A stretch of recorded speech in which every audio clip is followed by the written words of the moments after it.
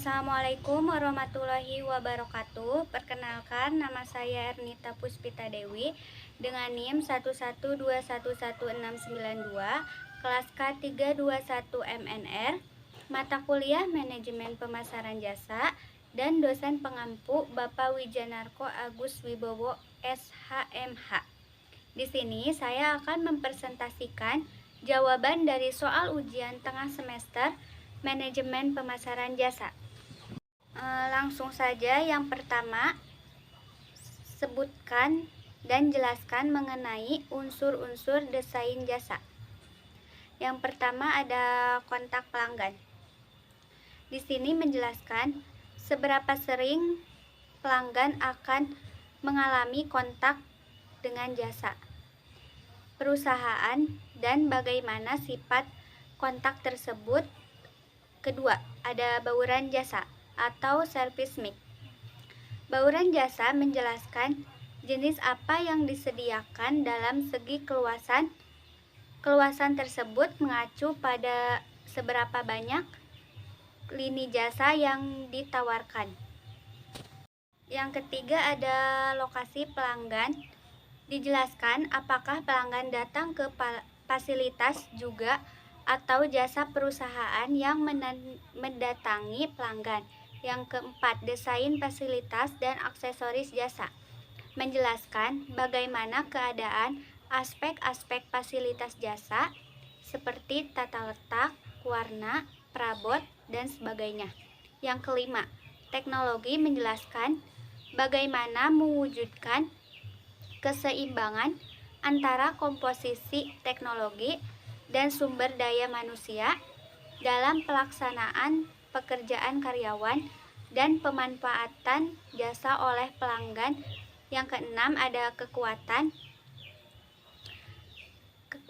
karyawan, menjelaskan berapa jumlah karyawan yang dibutuhkan, berapa rasio antara karyawan tetap dan paruh waktu, berapa jumlah penyelia yang dibutuhkan untuk mengawasi para karyawan front office, dan keterampilan apa saja yang dibutuhkan, dan bagaimana cara memperolehnya.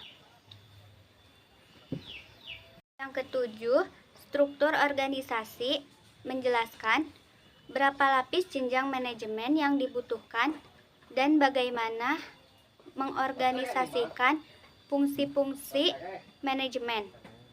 Yang kedelapan, informasi, menjelaskan informasi apa yang memuat di dalamnya. Yang kesembilan, manajemen permintaan dan penawaran, menjelaskan sejauh mana perusahaan memahami pola dan tingkat permintaan. Yang kesepuluh, prosedur, menjelaskan prosedur apa saja yang harus memuat di dalamnya agar memudahkan dalam mengorganisasikan perusahaan. Yang terakhir, ke-11, pengendalian, menjelaskan sistem dan teknik apa yang digunakan untuk menjamin kelancaran operasi dan kualitas jasa. Selanjutnya, soal yang kedua adalah dalam ancangan desain sistem jasa, apakah perlu dipisahkan antara high contact operation dan non contact operation? Jelaskan. Jawabannya, pemisahan ini mempengaruhi desain jasa yang dibutuhkan. Menyangkut lokasi, fasilitas, tata letak fasilitas, desain proses, penjadwalan, perencanaan, produksi, atau operasi keterampilan karyawan, pengendalian kualitas, standar waktu, kompensasi, perencanaan kapasitas, dan peramalan. Lalu yang ketiga, sebutkan 10 dimensi pokok kualitas jasa. Berikan penjelasan. Yang pertama ada reliability. Mencakup dua hal pokok, yaitu konsistensi kerja atau performance dan kemampuan untuk dipercaya atau dependability. Yang kedua ada responsiveness, yaitu kemampuan atau kesiapan para karyawan untuk memberikan jasa yang dibutuhkan pelanggan. Yang ketiga ada kompeten. Artinya setiap orang dalam suatu perusahaan memiliki keterampilan dan pengetahuan yang dibutuhkan agar dapat memberikan jasa tertentu. Yang keempat ada akses, meliputi kemudahan untuk dihubungi dan ditemui. Hal ini berarti lokasi fasilitas jasa yang mudah dijangkau. Yang kelima ada courtesy, meliputi sikap sopan santun, respect, perhatian, dan keramahan yang dimiliki para kontak personal.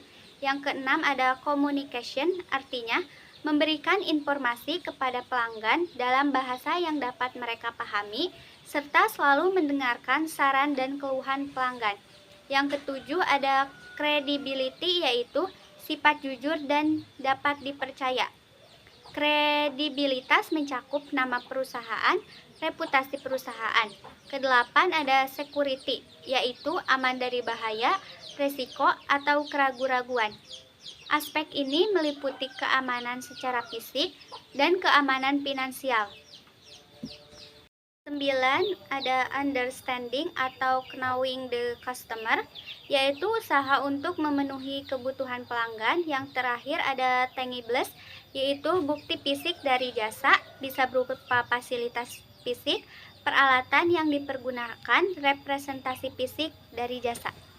Yang keempat, dasar dalam melakukan segmentasi pasar terbagi atas dasar geografis, demografis, psikografis, dan perilaku. Berikan contoh dan jelaskan klasifikasi apa saja yang dapat dibuat berdasarkan demografis dan psikografis dalam sebuah produk jasa. Jawabannya, klasifikasi dasar demografis didasarkan pada usia, jenis kelamin, tingkat pendidikan, kebangsaan, kondisi keluarga, pekerjaan, dan penghasilan. Contohnya, produk makanan ringan adalah calon konsumen berusia 7 hingga 30 tahun dari semua kalangan tanpa memandang status, tingkat ekonomi, maupun pendidikan. Kedua, klasifikasi dasar psikografis merupakan segmentasi yang mengelompokkan konsumen sesuai kepribadian dan karakteristiknya, yaitu ciri-ciri kepribadian, minat gaya hidup, motivasi, dan sebagainya. Contohnya, jika Anda menjual produk aparel olahraga, buat segmentasi market di mana Anda menargetkan individu yang hobi berolahraga. Soal yang kelima, segmentasi pasar seringkali digunakan untuk membidik pasar konsumen. Langkah segmentasi pasar memberikan banyak dampak positif bagi komunikasi pemasaran kepada konsumen. Jelaskan kelemahan segmentasi pasar. Kelemahan segmentasi pasar adalah biaya produksi akan lebih tinggi karena jangka waktu proses produksi lebih pendek.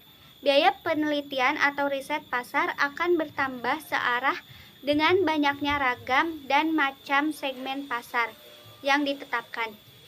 Biaya promosi akan menjadi lebih tinggi ketika sejumlah media tidak menyediakan diskon. Soal keenam, berikan penjelasan Anda kaitan brand positioning dan product life cycle. Brand positioning adalah pemaknaan dan penanaman nilai ke dalam sebuah brand agar menjadi citra yang positif. Yang kedua, product life cycle adalah tahapan-tahapan proses perjalanan hidup suatu produk mulai dari diperkenalkannya kepada pasar atau market hingga pada akhirnya hilang dari pasaran. Soal yang ketujuh, jelaskan perbedaan antara corporate design dan corporate identity. Lalu berikan penjelasan mengenai hubungan antara keduanya. Corporate design merupakan sebuah aspek yang penting dalam sebuah perusahaan karena menjadi wajah utama dari perusahaan. Kedua, corporate identity merupakan suatu bentuk visual dari image dan identitas suatu perusahaan. Hal tersebut terkait dengan simbol yang mencerminkan image yang hendak disampaikan. Perusahaan kepada istilah ini banyak berbaur dengan istilah brand identity. Berbagai pihak menyatakan bahwa corporate identity adalah segala atribut fisik perusahaan seperti color, desain, dan tulisan. Itu saja yang dapat saya sampaikan. Terima kasih. Wassalamualaikum warahmatullahi wabarakatuh.